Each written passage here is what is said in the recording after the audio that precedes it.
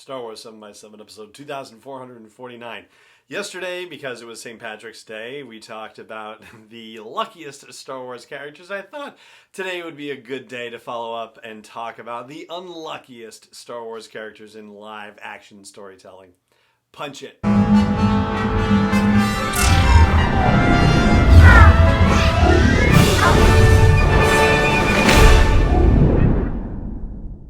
Hey Rebel Rouser, I'm Alan Voivod, and this is Star Wars 7x7, your daily dose of Star Wars joy.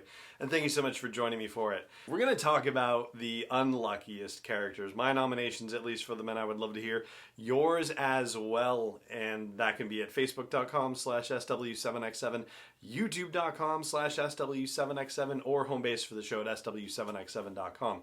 The ground rule that I laid down for myself, and would love you to play along with as well, is no major characters in this. So yeah, that's basically it. Either supporting characters or really way down the line. Maybe Grogu for Revenge of the Sith was pushing it yesterday, but I mean, fair. I think it's fair.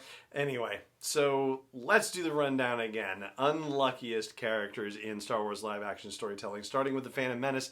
I think you gotta go with Watto, hands down on this one. I mean, the guy says, I lost everything. And so, I mean, he lost everything. So how could you disagree with him having the worst time of any supporting or minor character in the Phantom Menace? Yeah, I don't have a better one. Out of all of these, he seemed like the slam dunk. I went with Boba Fett for Attack of the Clones because, yeah, that's pretty darn tragic. I mean, like, sees his dad get killed in front of him, and this just, sets his life on an entirely different path. Although, it's probably not far from the path that he would have been on had Dad still been around. But yeah, that's not a good thing to see, a Jedi just, behead your dad right in front of you. Bad stuff. For Revenge of the Sith, I'm going to go with one very large group, and that is the Clone Army. I mean, how awful to have your autonomy stripped from you by Order 66 in the middle of that movie, where you're just, doing what you're supposed to do, and yeah, that's got its own problems as well. Rex expressed that very eloquently in Season 7 of the Clone Wars, where he talked about just the conflict within clones because they don't necessarily want the fighting to go on forever. They're not necessarily, fans of being soldiers and being in war.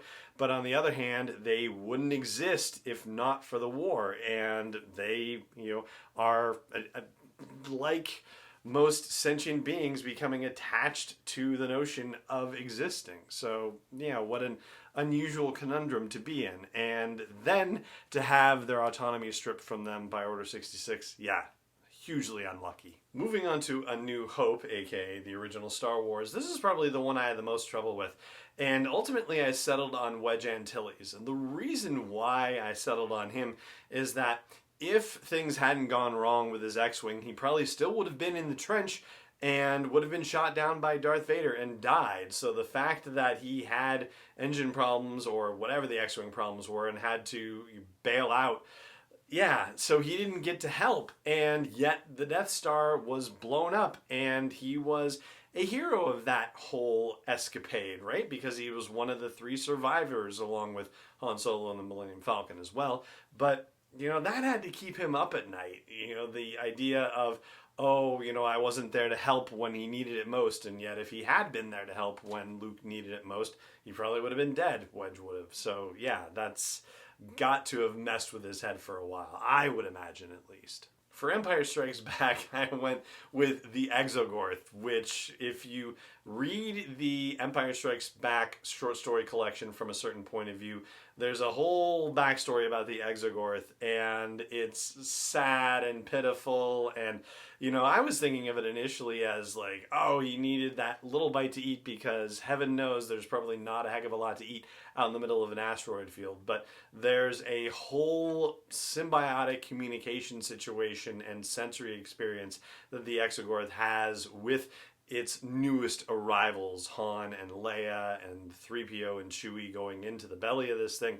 And yeah, we've talked about that on the show last year when we went over the stories from that. But yeah, that Exegorth would be my vote for the unluckiest character because it was really sad when everybody left and it was just so heartbroken. As for Return of the Jedi, I'm going to go with EV9D9. That would be the droid that was running the whole droid situation in Jabba's palace, and once everything went kablooey with that, poor Evie was out of a job, and the next time we see him, he's just tending bar at a cantina on Tatooine. So yeah, oh, how the mighty have fallen. Oh, and speaking of droids, I just realized I skipped two in the middle here, so let's go to Solo, A Star Wars Story. And the Kessel droids are my nomination for the unluckiest characters in this one because of the fact that they get to experience that brief bit of freedom, but then I'm sure the Pike Syndicate came back and crushed that rebellion and wiped memories and so forth. And, you know, maybe you could go with a little bit of lucky for them at least getting to have that taste of freedom, but to have it just then ultimately snatched away again, yeah, that's not cool. And as far as Rogue One goes, I would have had Draven, the spy master, running Cassian Andor in this one because he lost his whole team. He's going to have to do more with his spy network now as a result. It's kind of hard to pick who's unluckiest with Rogue One and making sure that the character actually still survives the events of Rogue One. That's a tough one as well. But I went with Draven because now he has to rebuild a whole new spy network situation. And this is me presuming that some of the Special Forces guys that were lost were also somehow connected to Draven too. For The Force Awakens, I went with Constable Zuvio, and that's really not necessarily about anything that happens to him in the movie. It's more about the fact that they gave us a Constable Zuvio action figure, and he meant absolutely nothing in the movie, and he was just a blink and you'll miss it character. That was ridiculous.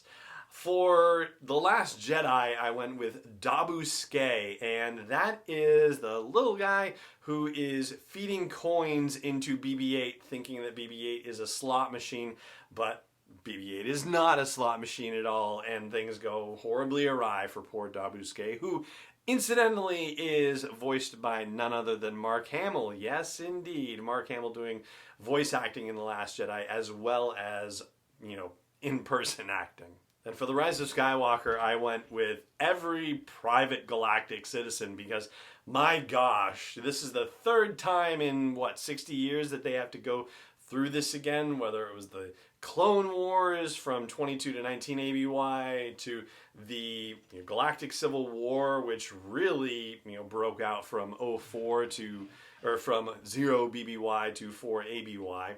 And even 5 with, finishing off the Empire, to, 34 to 35 ABY, and now we have to deal with the First Order and the Resistance and all this. Like, oh my gosh, can we just stop the cycle of galactic war already? And for The Mandalorian, I went with Mithril, who is now being used as an accountant by Grief Karga, but still has 350 years, like hundreds of years are being bartered constantly during that episode, The Siege, the chapter 12. So this poor character gets carbon frozen in episode 1, like right at the beginning, and then you find out that, oh, it was just Grief Karga exercising a personal vendetta against this guy, and now he's holding him in indentured servitude. And it's played for comic relief, but I mean, good heavens, that's not cool. That's not cool at all. And we don't even know how long that species lives, so, that's a whole other situation. Anyway, that's my rundown of nominations for unluckiest supporting minor characters in the Star Wars live-action stories. And again, I'd love to hear your nominations in that regard. So chime in, facebook.com/SW7X7, youtube.com/SW7X7, or home base for the show at SW7X7.com. And that is going to do it for the show today. It just remains for me to say thank you so much for joining me for it as always, and may the Force be with you wherever in the world you may be. 7x7 is not endorsed or sponsored yet by Lucasfilm Limited, Disney, or 20th Century Fox, and is intended for entertainment and information purposes only. Star Wars, the Star Wars logo, all names and pictures of Star Wars characters, vehicles, and any other Star Wars related items are registered trademarks and/or copyrights of Lucasfilm Limited, or their respective trademark and copyright holders. May the Force be with them. All original content is copyright 2021 by Star Wars 7x7. We hope you love it.